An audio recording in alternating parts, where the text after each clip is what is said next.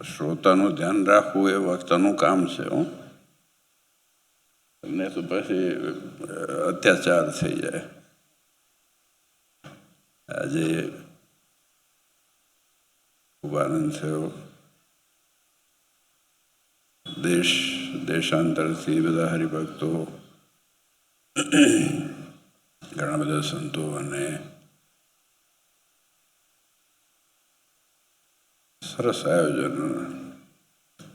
કાયમ સરસ જ હોય છે, પણ વિશેષ કરીને મહારાજે છે ને બે શબ્દ ઉપર જોર અને ખાસ ધ્યાન રાખવાની વાત કરી છે, જે હું વ્યક્તિગત રીતે માનું છું. સમય સૂચકતા અને વિવેક બુદ્ધિ. સમય સૂચકતા અને વિવેક બુદ્ધિ શિસ્ત સાથે મળે ને તો પછી આવી સભા આવે. એટલે આ બધી મોટી વાત છે.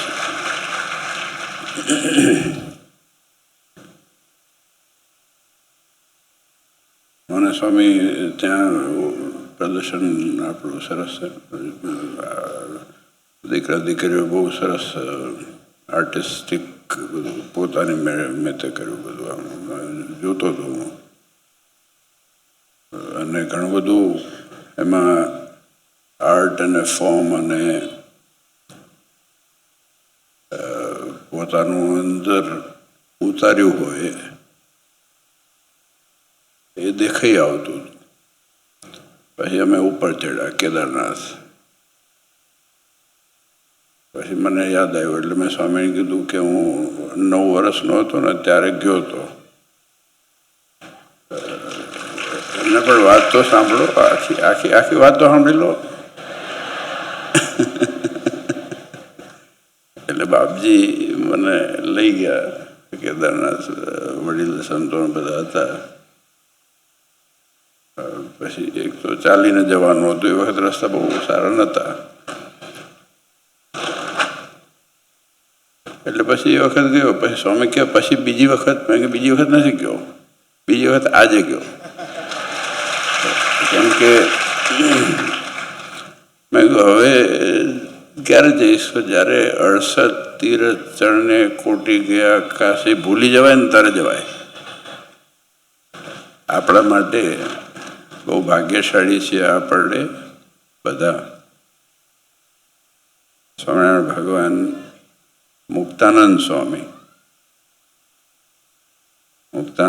જેવા મુક્તાનંદ સ્વામી હમણે જે આપણે આરતી રોજ કહીએ છીએ, મુક્તાનંદ સ્વામી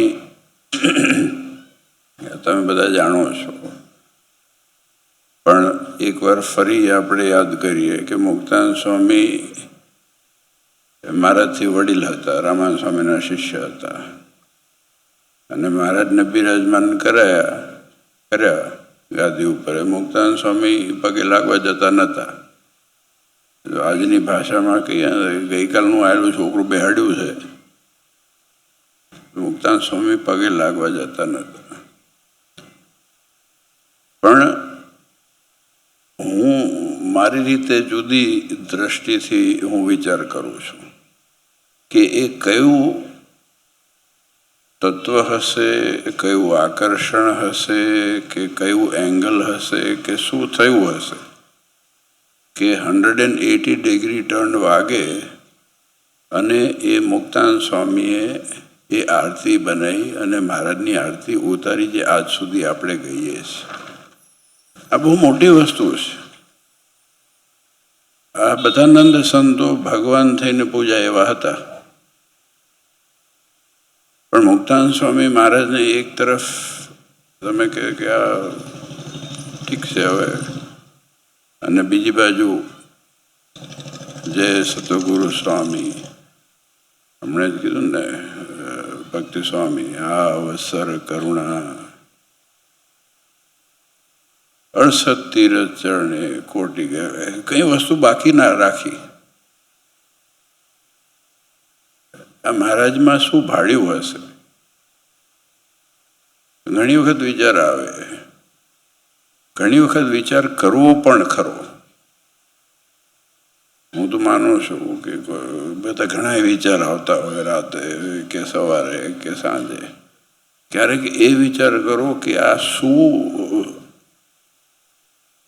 ભગવાનમાં મળ્યું હશે કે આટલા લોકો એક વખત ભૂલી જાઓ કે આ ભગવાન ભગવાન છે તો શું આકર્ષણ હશે કે આ ભગવાનના પાછળ દોડી દોડી ભાગી ભાગીને જતા હતા. મહારાજ એ શું જીવન આપ્યું હશે આપણને.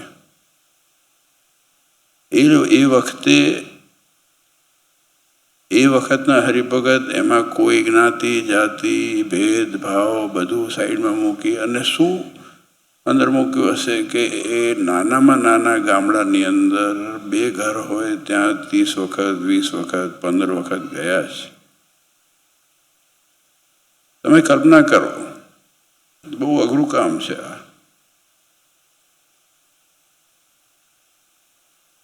અને ભગવાન જેવા ભગવાન થઈને પોતાનું સામર્થ્ય બાજુમાં મૂકી અને સરળતાથી જઈને બેસવું એ પાછું વધારે અઘરું છે. આજે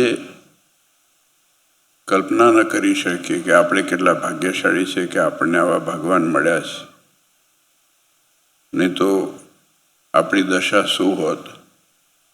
હું તો કાયમ કહું છું, ખુલ્લેઆમ કહું છું કે જો ભગવાન ના મળ્યા હોત ને તમારા ઠેકાણા ના હોત ને અમારા ઠેકાણા ના હોત. આ વાસ્તવિકતા છે. આ ભગવાન મળ્યા છે તો આપણે સુખી થયા છીએ. સંસ્કારની પ્રાપ્તિ થઈ છે, પરંપરાની પ્રાપ્તિ થઈ છે,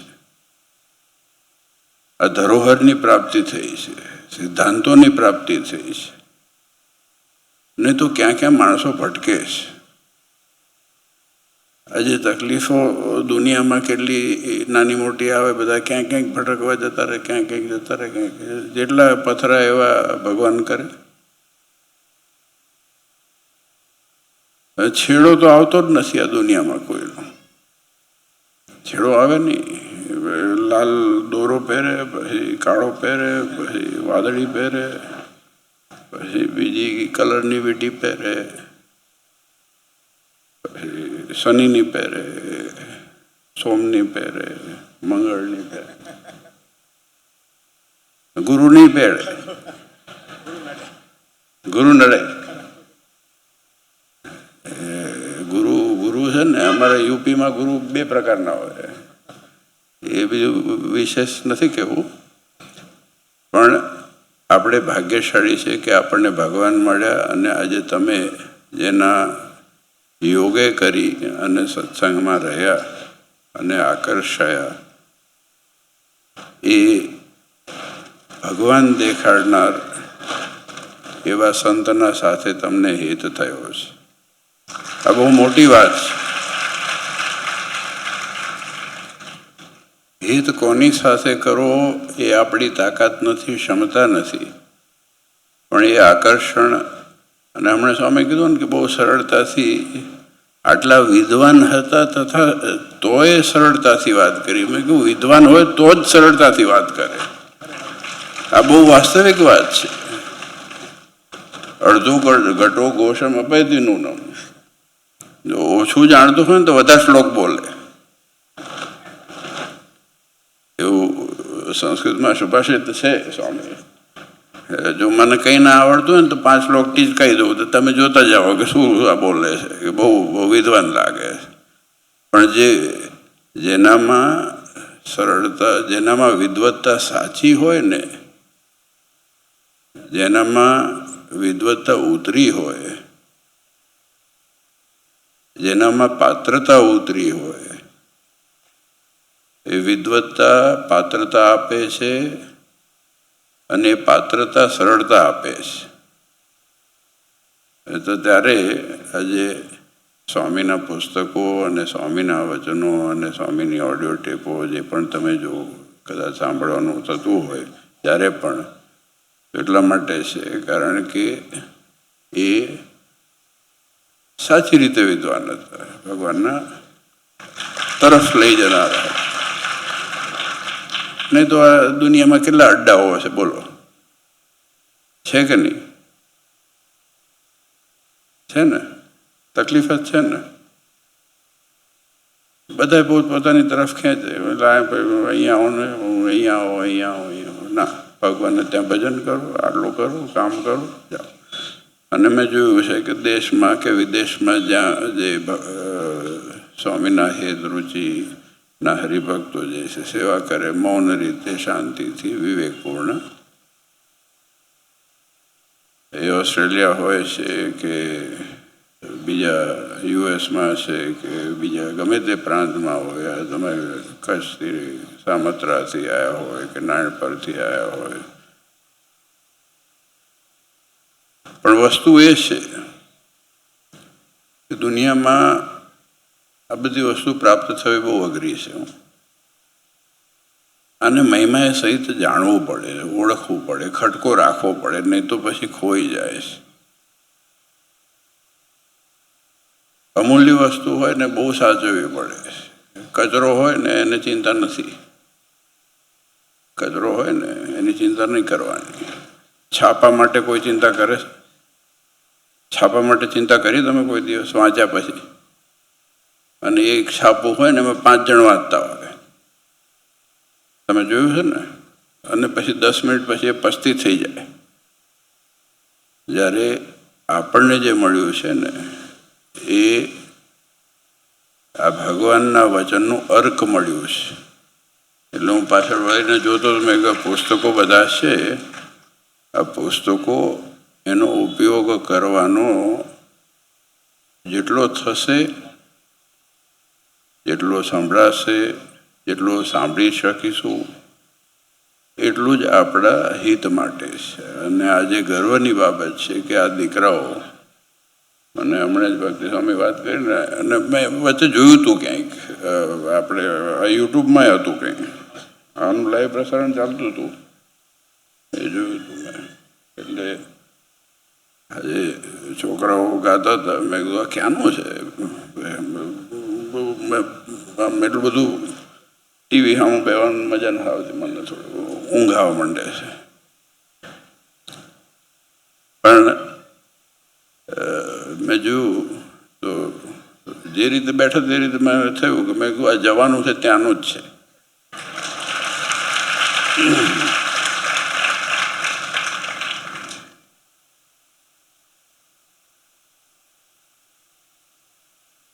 જિંદગી સિમ્પલ છે, કોમ્પ્લિકેટ આપણે કરીએ છીએ. જિંદગી સિમ્પલ છે, પછી કોમ્પ્લિકેટ કર્યા પછી આપણે શોધી નથી શકતા. પાછા વળીને એક દંતકથા કે જે પણ કહો એ મને યાદ આવી કે સિકંદર કે કોઈ રાજાની કંઈક દંતકથા જ હશે, સાચું તો ક્યાં હોય? 80% દંતકથાઓ જ હોય છે. આપણા સંપ્રદાય સિવાય કંઈ સાચું નથી દુનિયામાં. એટલે પછી સિકંદર ઘણા બધા દેશો જીતી અને એક નદીના કાંઠે જઈને એના ઘોડા, હાથી આદિ બધું જે હતું ને એ બધાને લઈ અને પાણી પીવડાવવા તળાવના કાંઠે લઈ ગયા. એટલે ત્યાંનો સેનાપતિ જઈને જોયું તો કોક આરામથી કોક મહાત્માજી લાંબા થઈને પડ્યા હતા, આમ રિલેક્સ થતા હતા. અત્યારે નથી બીચ ઉપર બધા લાંબા થઈને પડ્યા રહે, એવા નહીં પણ વ્યવસ્થિત રીતે. હું અત્યારની બીચ જેવા નહીં, રિલેક્સ થઈને. પછી એનો જે માણસ હતો અધિકારીએ એને કીધું કે ખસ અહીંથી, કે એને સામું ના જોયું. સિકંદરને જઈને કીધું કે આ તો ખસતા નથી. એટલે પેલું પોતે આવ્યો, આવીને કે અમે થોડુંક આ બધું અમારા હાથી ઘોડા છે, આ છે, પાણી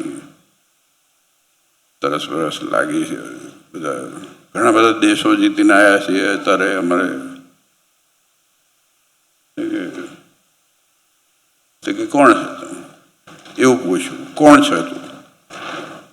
કે હું ફલાણા રાજા શું ને આ શું ને.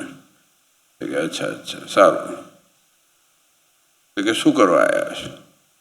અહીંયાથી આ કરશું, પછી કે અમે ફલાણા દેશમાં જઈને એ દેશ જીતશું. સારું, પછી શું કરશું? કે પછી બીજો દેશ છે એ જીતવાનો હશે, એનાથી એ દેશ જીતવાનો, એના પછી શું કરશો, પછી શું કરશો, એમ કે લાંબુ ચાલ્યું. હવે આખી કથા નથી કરવાનું. કે છેલ્લે શું કરશો? કે છેલ્લે નિરાતે શાંતિથી હું બેસીશ. કે એ તો હું અત્યારે કરું જ છું. એના માટે આટલા લફડા ના કરાય, આટલા લબાચા લઈને ના ફરાય. આપણે દુનિયામાં છે ને વાસ્તવિકતામાં ભગવાન મળ્યા છે એટલે લબાચા છૂટ્યા છે. આ વાસ્તવિકતા છે. નહીં તો વિચાર કરો, કેટલી દુનિયામાં કેટલી પ્રતો અને કેટલું મગજની અંદર આપણા લોકો નાખ નાખ નાખ નાખ નાખ નાખ કરે છે ને. આજે એક હમણાં જ ક્યાંક સર્વે જોયો હતો, તો એક સર્વેમાં હતું કે 10 મિનિટની અંદર માણસ રોડ ઉપર નીકળે, 10 મિનિટની અંદર તમને ઓછામાં ઓછા 900 એડવર્ટિઝમેન્ટથી પ્રહાર થાય છે. તમને અનુભવ હશે, તમે રોડ ઉપર જતા હો તો 900 એડવર્ટિઝમેન્ટ તમને 10 મિનિટમાં ભટકાય. એટલે કન્ફ્યુઝ જ કરે માણસને કે આ સાબુ લાવો, કે આ સાબુ લાવો, કે ઓલું લાવો, કે આ લાવો, કે તે લાવો. આજે પ્રહાર એટલા બધા છે અને પ્રતો એટલી બધી છે અને કચરો એટલો બધો છે અને માણસ સ્વીકાર કરે છે. આ બહુ વાસ્તવિકતા છે. જો માણસ, જો હું તમને ગામની પંચાયત કરું ને તો રસ જાગે. આ માણસની માનસિકતા છે, આ સિરિયસ માનસિકતા છે. જો ન્યૂઝ નથી જોતા લોકો, સિરિયામાં શું થયું, ભાઈ આપણે શું લેવા દેવા શું થયું? આપણા તો 2 ટંકના રોટલા ચાલે છે ને. હા, કદાચ થોડું ઘણું જાણવા પ્રાપ્ત કરવું હોય તો ઠીક છે. હવે શું થયું એવું નથી કે આપણે દુનિયાથી દૂર જતા રહીએ, પણ એટલું બધું જેની જરૂર નથી એ માણસ લે છે. ફોર એક્ઝામ્પલ, આજે આપણા પાડોશની અંદર કોક કચરો વાળી અને આપણા ઘરની અંદર નાખે. પાડોશની અંદર તમારા પાડોશી હોય એમનો કચરો કાઢીને તમારા ઘરમાં નાખે, શું થાય? શું થાય? પહેલા ઝઘડો થાય, બોલાબોલી થાય, બીજે દિવસે બહેનો એમના આવા લોકોને કહે, પછી બીજે દિવસે વધારે ઝઘડી થાય, ત્રીજે દિવસે બાયો ચડે, ચોથે દિવસ પોલીસ આવે, બીજી વખત નાખે, ત્રીજે દિવસ નાખે. ખાલી ઘરનો કચરો જો તમારા ઘરમાં નાખે, કોકનો કચરો, તો માણસ સહન નથી કરતું. આજે લોકો મગજમાં જેટલો કચરો નાખીને આપણને જાય છે ને, આપણા મગજમાં જે કચરો નાખીને જાય છે એની સીમાનો કોઈ અંત નથી. અને એનું જો ડિટોક્સિફિકેશન થતું હોય તો એ માત્ર શાસ્ત્રથી છે. એ આ બધા શાસ્ત્રથી છે. આ વાસ્તવિકતા કહું છું. ડિટોક્સિફિકેશનની જરૂર પડે છે ને. આજે ગમે તે ગોળી હોય તમે લેતા હોય, કોઈ ડૉક્ટર હોય, ખ્યાલ હોય કે આજે પેરાસિટામોલ જેવી પેરાસિટામોલ હોય, ખાલી મેટાસિન કે ગમે તે, એનું પણ ટોક્સિન્સ આવે, એને પછી અંદરથી કાઢવું પડે, તમે ફ્લશ આઉટ કરવું પડે શરીરમાંથી. તમે વિચાર કરો કે આમાં આ મગજમાં કેટલું બધું ટોક્સિન્સ ભેગું થાય. એટલા માટે મહારાજે આજ્ઞા કરી કે નિત્ય પ્રત્યે સંધ્યાકાળે દેવ દર્શન કરવા મંદિરે જવું, ઉચ્ચ સ્વરે ભગવાનનું નામ સ્મરણ કરવું. આ ડિટોક્સિફિકેશન છે. આપણા ઘરે એક વાતાવરણ હોય જ્યારે પુસ્તકો કે ભગવાનનું નામ લેવાતું હોય, આનો ડિટોક્સિફિકેશન છે. આ જ્યાં નથી મળ્યું ને ત્યાં ગાંઠપણ આવી જાય છે. હું સિરિયસલી કહું, આપણે ભાગ્યશાળી છે. નહીં તો દુનિયાની અંદર જો અત્યારે યુએસની અંદર મેક્સિમમ, યુએસની અંદર જો બેઠા યુએસના તમે વિચાર કરો કે મેન્ટલ સ્ટ્રેસ અને ડિઝીઝીસ, એન્ઝાયટી એટલી બધી વધી ગઈ છે કારણ કે એને આઉટલેટ જ નથી કોઈ, એની આઉટલેટ નથી કોઈ, એનો નિકાસ નથી કોઈ. એ ટોક્સિસિટી એટલી બધી ખરાબ છે કે જેનું આઉટલેટ નથી. હું આ બીજી રીતે કહું છું કે આપણે એટલા ભાગ્યશાળી છીએ કે આપણને આ સંપ્રદાયના શાસ્ત્ર, સંપ્રદાયની પ્રણાલિકા, સંપ્રદાયની પરંપરા, સંપ્રદાયની આ પદ્ધતિ, એના લીધે થઈને આપણે જીવતા છીએ, જીવંત છીએ, શ્વાસ લઈ શકીએ છીએ. આ વાસ્તવિકતા કહું છું. નહીં તો ગાંડાની હોસ્પિટલમાં જઈને પડ્યું રહેવું પડે આપણે બધાને, તમારે મારે બધાને. આ બધું ટોક્સિન્સ એવા બધા છે. આ બહુ વાસ્તવિકતા છે આ દુનિયાની અંદર. અને ખાસ કરીને જેટલી સરળતા આવે જિંદગીમાં, જેટલી સમજણ આવે, જેટલી વિવેક બુદ્ધિ આવે, એટલું માણસનું જીવન સરળ થાય છે અને એ જરૂરી છે. આજે 5 દિવસનો સરસ કાર્યક્રમ સ્વામી હરિસ્વામી અમારા ખૂબ હેત રાખે અને એમના ગુરુ તો અમે તો બહુ ફરેલા છે, ભેગા બહુ ફરેલા છે. તોફાને બહુ કર્યા હતા બાપજી ને બધા એ ઉંમરના તોફાન કરતા હતા, અમે બધા જોતા હતા. બીજું તો કરાય નહીં અમારે તોફાન. બધું કે હા, લંડન ને અમેરિકા 2.5 મહિના કાઢેલા છે. એ વખતે રહેવાની જગ્યા હતી ને એટલે એક રૂમમાં જ પડ્યા રહેતા હતા બધા. હા, વાસ્તવિકતા છે. અને સ્વામીને છે ને બધું પર્ટિક્યુલર જોઈએ. જેમ બધા હરિભક્તો પર્ટિક્યુલર હોય ને એમ બધી વસ્તુ પર્ટિક્યુલર હોય. એટલે પછી એ બધી વસ્તુ જાણવા શીખવા મળે. બધું જો આ દુનિયામાં છે ને બહુ બધું સારી વસ્તુ ગ્રહણ કરવાની મજા છે. અને જો અવગુણ લેતા શરૂ થઈ જાય તો બધું જિંદગીમાં અવગુણ દેખાય. પણ આપણે ભાગ્યશાળી છીએ જો કે આપણને આ માહોલ મળ્યો છે. આ માહોલનો ઉપયોગ કરી લેજો. આ દીકરાઓ જો, દીકરીઓ જો, આ સિરિયસલી ફોર્ચ્યુનેટ છો તમે બધા કે આજે ભગવાન પારાયણ તમને સ્વામીએ કર્યા.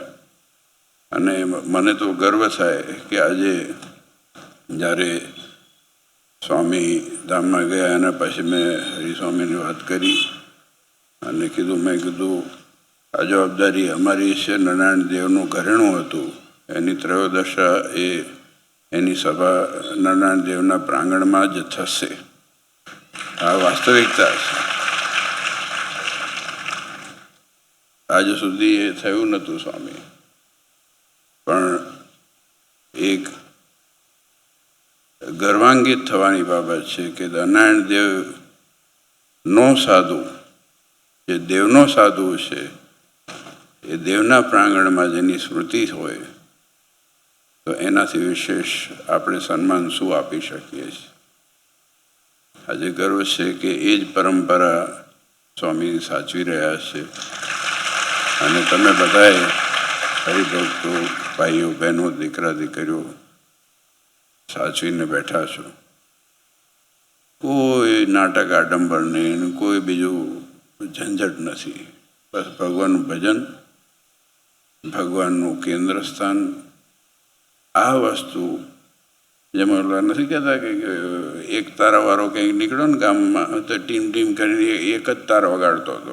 તો પછી એક શાસ્ત્રીય સંગીતવાળો ભટકાયો તો કીધું કે અમે તો સિતાર વગાડીએ કે અમે તો બહુ બધા તાર હોય કે તને સુર, તો કે તમને જે સુર નથી મળતો એ મને મળી ગયો હશે. તમે ભલે બધા તાર આમ હલાયા કરતા, મને જે તાર જોઈતો તો એ મળી ગયો હશે. એટલે આપણને તાર મળી ગયો, હજી બીજા બધા હોજા કરે અને શોધવાના જ છે.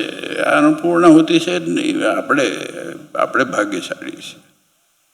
એટલે ખૂબ ભાગ્યશાળી અને ખૂબ આપણે તો ભગવાનના જેટલા ઋણી તો શું આપણે, પણ આપણે જેટલું ભગવાનનું કેટલું સ્મરણ કરીએ એટલું ઓછું કહેવાય. અને જેને જોડ્યા આપણને એનું પણ સ્મરણ હંમેશને માટે આપણે એના પ્રત્યે કૃતાર્થ રહેવું જ પડે, કેમ કે એમને ભગવાન દેખાડ્યા અને આ માહોલ ઊભો કર્યો અને દિન પ્રતિદિન એની અભિવૃદ્ધિ થાય છે. આ દીકરાઓ જોઈને એવું ટાટક થાય ને, આ બધા છોકરાઓને બધા જોયા ને ત્યાં ગણે આપણે ચારે બાજુ, અને હજી તો ક્યાંય કેટલા બધા ક્યાં ક્યાં પડદા પાછળ હશે પણ ખબર નથી.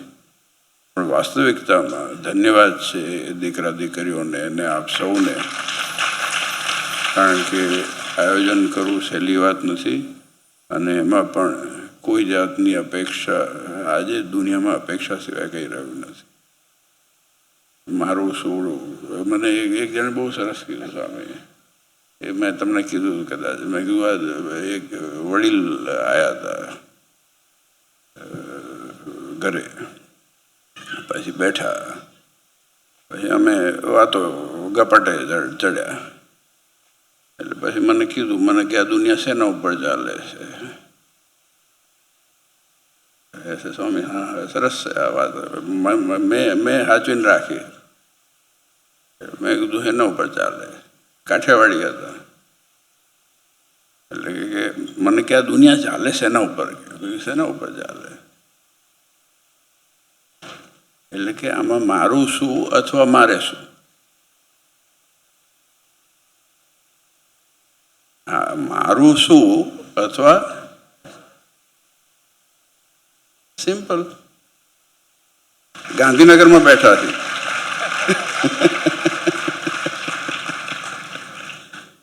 આપણે ભાગ્યશાળી છીએ, આપણે આ માયલા નથી. આપણે ઊંધી રીતે લઈએ કે આમાં મારા કલ્યાણનું શું અથવા મારે શું.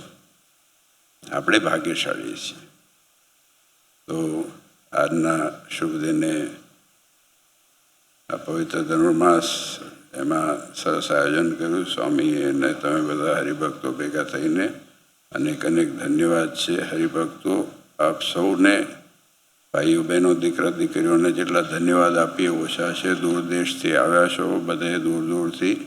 ભગવાનને આગળ રાખજો અને બસ જે ગુણ તમને પ્રાપ્ત થયા છે, જેના વડે પ્રાપ્ત થયા છે, એ ગુણ આપણી ભવિષ્યની પેઢી સચવાઈ રહે એવું વાતાવરણ આપણે આપી શકીએ આપણા દીકરા દીકરીઓને, એવા આપણે પુરુષાર્થ અને પ્રયત્ન કરતા હંમેશા રહીએ. એવું બળ અને એવી શક્તિ મહારાજ આપણને સૌને આપે, એ જ નારાયણ દેવના ચરણોમાં પ્રાર્થના.